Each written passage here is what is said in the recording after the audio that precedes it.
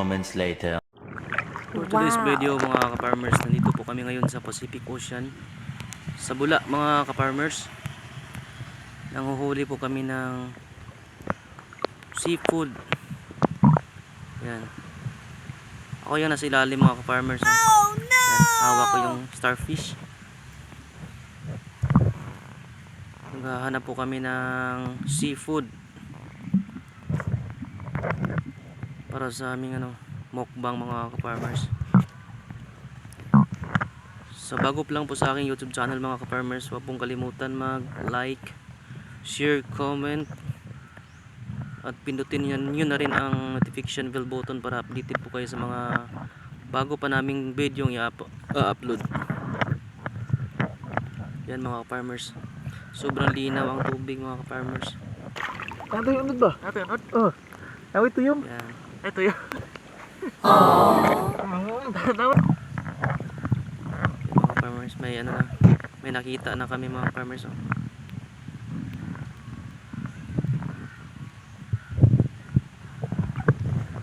So gusto pong pumunta mga farmers dito sa namin dito, sa lang to mga farmers, sa Zone 6 Bula, General Santos City mga farmers. Yan mga farmers, sobrang linaw ng tubig mga farmers. Oh. Dako Yan. Yan, nakakuha po kami ng imbaw. Sobrang laki. Ayan, nakapula mga ka-farmers. Pula at saka blue. Ito, sabaw. Yan. Laki. Napakalaki mga ka-farmers. Dami na. Yan, dami na nahuli namin. Halos puno na yung mga ka-farmers batsa. Dapat yung isda, di ba na isda na prisulod no? Prisulod ba? Ako Yan kita po. na, ako prisulod na Yung no? blue mga ka-farmers. Yan, ako kinasun. May barko doon sa bandang unahan.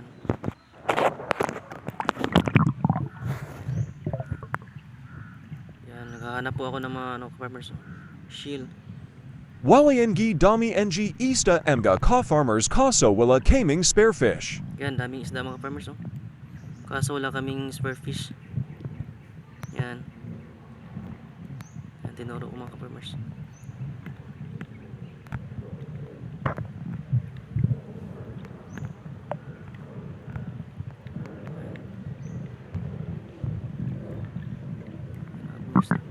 Naghahanap po ako ng seafood. Yan, may isda doon sa lalim mga ka-farmers. Oh. Yan, laki. Yan. Starfish mga farmers. Yan. Sa ilalim ng bato may malaking isda. Wala mga farmers.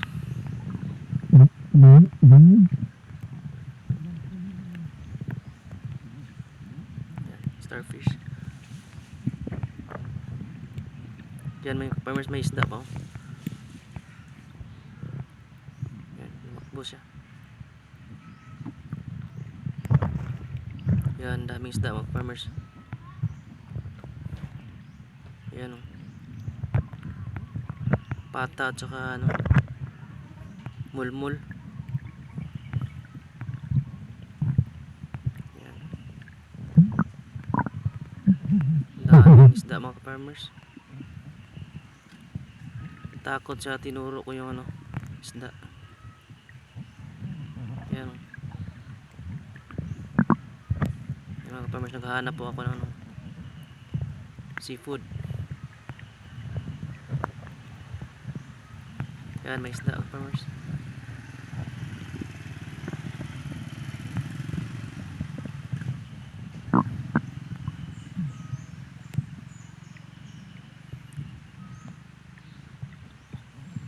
Ayan, may isda mga ka-farmers. Mga ka-farmers, almost 4 hours na po kami nagbabad sa tubig mga ka-farmers.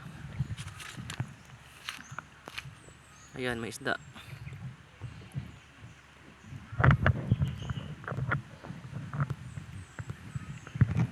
Tapos ang nahuli namin mga ka-farmers, siguro mga Aabot na to sa ano, mga 3 kilos mga farmers.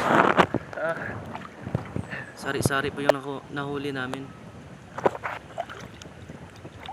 Ayan mga farmers. Oh.